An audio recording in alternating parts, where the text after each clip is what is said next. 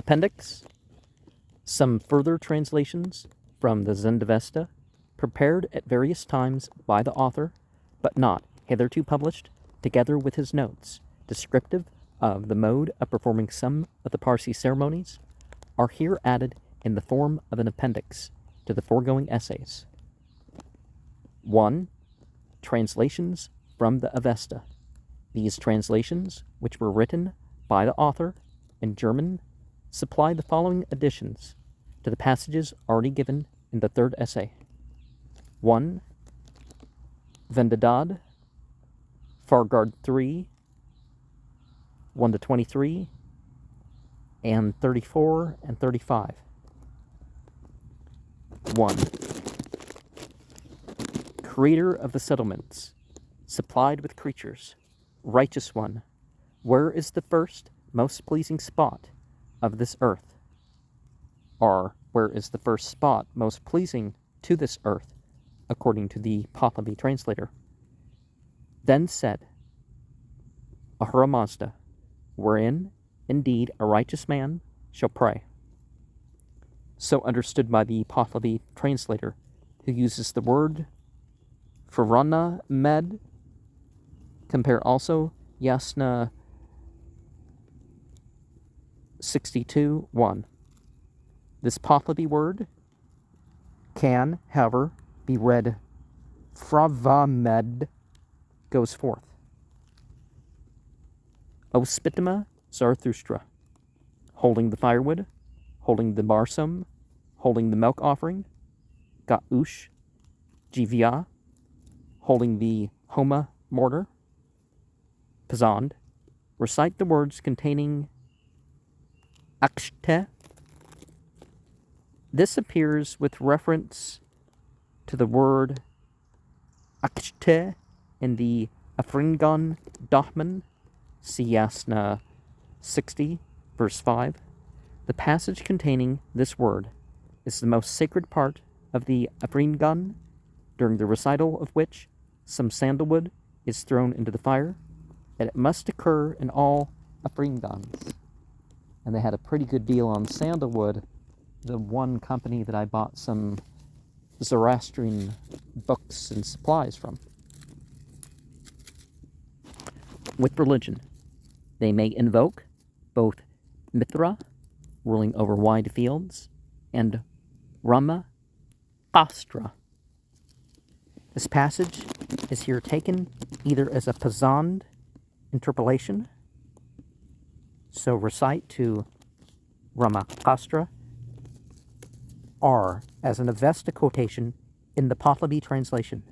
It has reference to the Der Meher, or Ageare, where Mithra and Ramakastra, the angel Ram, see page 214, are supposed to dwell, and where they must be invoked. Some manuscripts have, I will invoke, in which case the passage may perhaps be taken as an exclamation of the righteous man. 2 and 3, Creator, and so on, as in verse 1.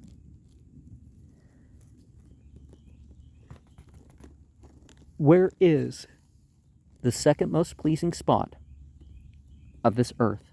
Then said Ahura Mazda, wherein indeed a righteous man has built a house, provided with fire, with cattle, with a wife, with a son, with plenty.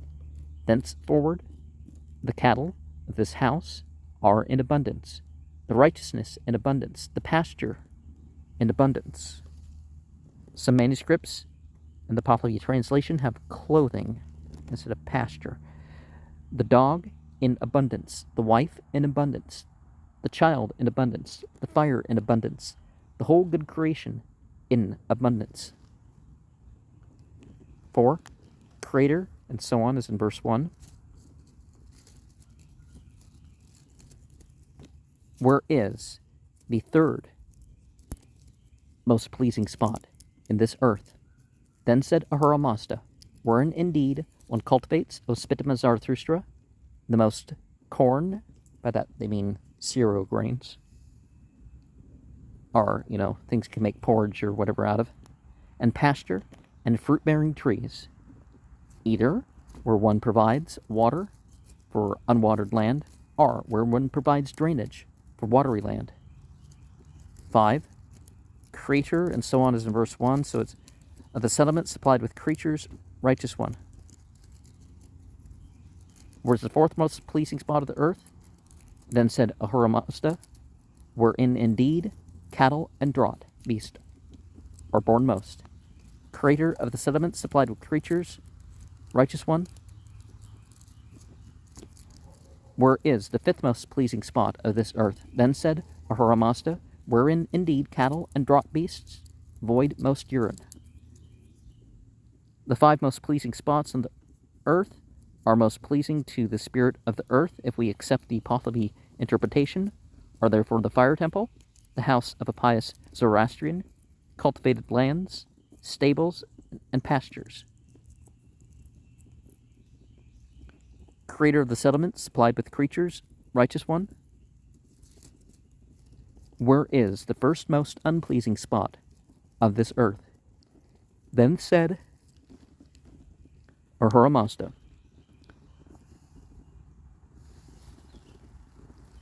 what is on the ridge of Arazura, a mountain said to be situated at the gate of hell?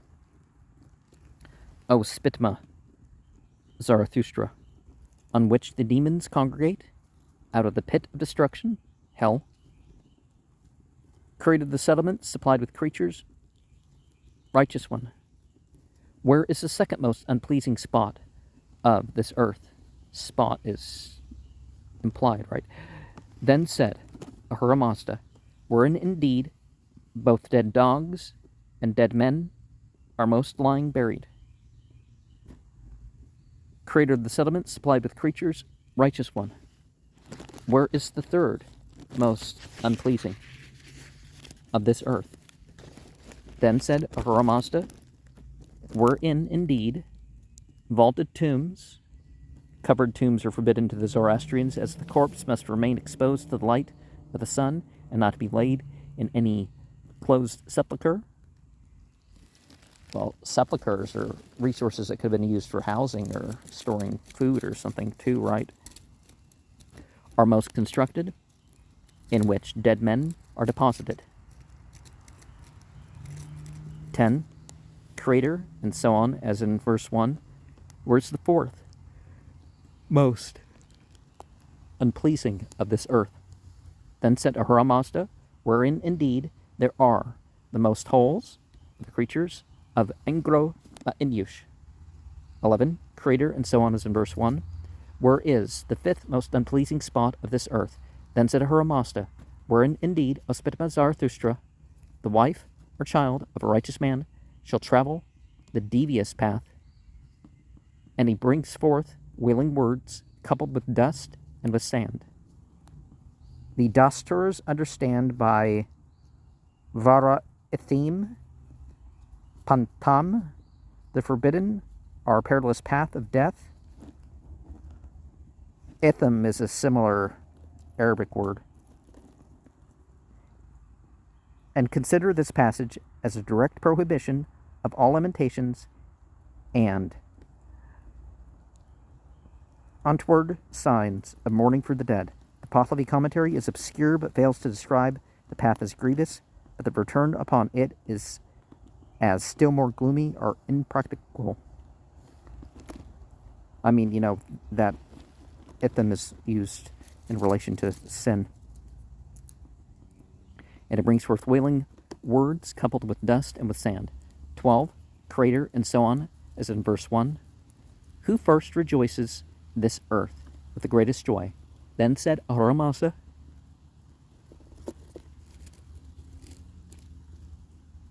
when indeed he most digs up where both dead dogs and dead men are lying buried.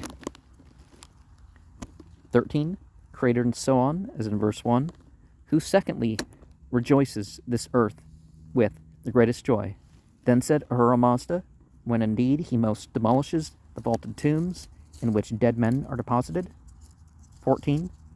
No one is carrying alone what is dead, for if he should carry alone that which is dead, the Nasush nasush, would indeed defile him from the nose. Notice the Arabic word najis as unclean. From the eye, from the tongue, and from the chin, from the sexual part, from the anus.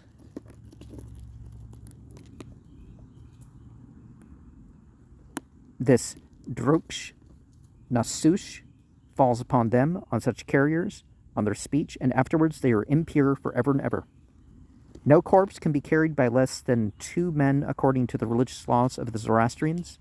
The druksh, ya, nasush, are demon of corruption, issues from the corpse and settles upon the man who is carrying it improperly. It seems likely that the text means to state that the nasush issues from all the 9 openings of the body, but in that case, the doubtful word pa'atish, karena, must be ear, not chin or jaw. It is equivalent to a Sanskrit form, pratis varana, which would not be an impossible term for ear. Remember, the city of 9 gates, those 9 holes, you have your eyes and your ears and your nose and your mouth and your genitals and your anus. Creator, and so on, as in verse 1. Where should be the place this man who is in Aristo Kasha,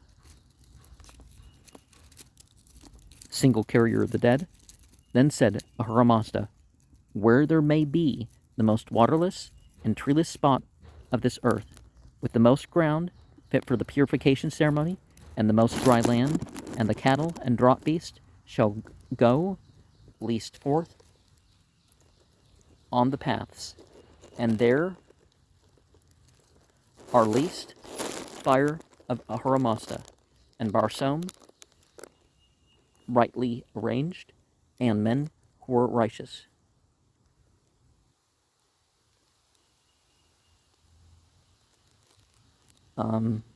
And the Aristo Kasha is the one who carries the dead in an improper manner, and must be carefully distinguished from the Nasa Kasha, Vendidad 8:11-13, who is the lawful carrier. 16, creator and so on, as in verse 1. How far from fire, how far from water, how far from the Barsoam to be arranged, how far from righteous men? Then said Ahura Mazda, 30 steps from fire, 30 steps from water, 30 steps from the Barsoam to be arranged, 3 steps from righteous men. 18 and 19, there the Mazdayastians should enclose for him an enclosure of this earth. Then for victuals, they who are Mazdayastians shall provide. Then for clothes, they who are Mazdayastians shall provide, some among the very hardest and foulest. These victuals let him eat, these clothes let him wear, always till when he shall become an aged man, elderly or impotent. According to the Pothopi translator and the Farhange Oim Kaduk, page 5, edited by Hoshangje, the Hano, aged man, is one 70 years old. The Zaururo, elderly man, is one of 50, and the Pa'irishta Kashudro, impotent or decrepit man, is one of 90 years. 20 and 21. Then, when he shall become an aged man, elderly or impotent, the Mazdayastians should afterwards, in the most effectual, most rapid, and most skillful manner, strip to the extent of the skin, the support of the hair off his head. The Pothopi translator says he is detained on a summit on the top of a hill till they scalp or behead him. To the most voracious of the beneficent spirits, carnivorous creatures, the birds and vultures, one should deliver over the body. Speaking thus, these depart with him, all his evil thoughts and evil words and evil deeds, and if other wicked deeds were not perpetuated by him, the Patita of that man is completely forever and ever. And completed is not a word in the text. It's put there to make it understandable. 22, creator and so on is in verse 1. Who thirdly rejoices this earth with the greatest joy. Then said Ahura Mazda, when indeed he most destroys the holes of the creatures of Engro Ma'inush. 23, creator and so on, as in verse 1. Who fourthly rejoices this earth with the greatest joy. Then said Ahura Mazda, when indeed he cultivates Ospitema Zarathustra, the most corn, kernels. They weren't talking about our corn, but it can be applied to that, right? And pasture and fruit-bearing trees, either where he provides water for unwatered land, or where he provides drainage for watery land. 24 and 33. See the translation on page 235 to 237. Okay, we'll get into that later here. 34 and 35, creator and so on is in verse 1. Who fifthly rejoices this earth with the greatest joy. Then said Ahura Mazda, when indeed Ospitema Zarathustra, he shall labor on this earth, and gives with righteousness and goodness to a righteous man. When indeed Ospitema Zarathustra, he shall labor on this earth, and gives not with righteousness and goodness to a righteous man. One should thrust him out of the bountiful earth, Armaita into darkness and distress, and the worst existence, and he must submit to all thorns. And 36 to 42 is not translated, and it'd be a lot more respectful if every time they would say creator of the settlements supplied with creatures, righteous one, instead of creator and so on as in verse 1. That's, and so we're supposed to turn to page 235.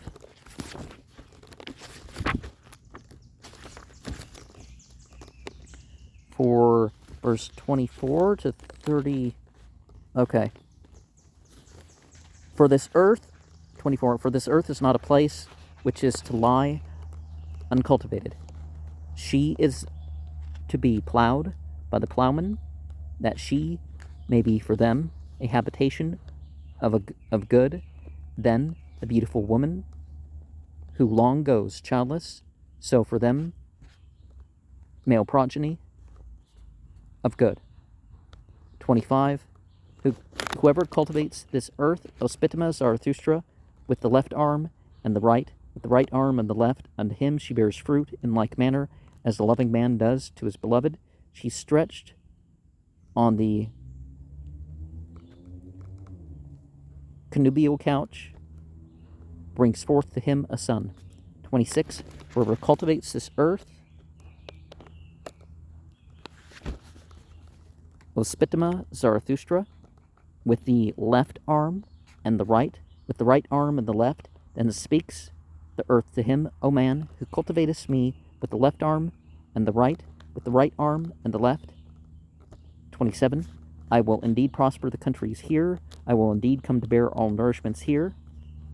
28. Whoever does not cultivate this earth, Ospitema Zarathustra, with the left arm and the right arm and the left, then speaks the earth to him, O man, who does not cultivate me with the left arm and the right, with the right arm and the left. 29. Here thou standest, indeed, at another's door, obtaining victuals, and victuals are brought to thee, sitting outside, indeed in driblets. 30. Creator and so on, as in 239. Creator of the settlements, supplied with creatures, righteous one. What causes the growth of the Mazdayastian religion? Then said Ahura Mazda, whatever is efficacious in the cultivation of barley, Ospitema Zarathustra. 31. Whatever cultivates barley, he cultivates righteousness. He extends this Mazdayastian religion as by 100 resistances, 1,000 offerings, 10,000 prayer readings. When 32, when barley occurs, then the demons hiss. When thrashing occurs, then the demons whine. When grinding occurs, then the demons roar. When flour occurs, then the demons flee. So the demons are driven out from the place, They shall burn their jaws, whereby it happens that the greater number are fellow fugitives when barley becomes plentiful. 33. Then may he therefore recite the text, there is no strength in those who do not eat, neither for vigorous righteousness, nor for vigorous husbandry, nor for vigorous begetting of sons. And one of the things that we need to remember to do is to dedicate before, during, after, or eating as a spiritual deed.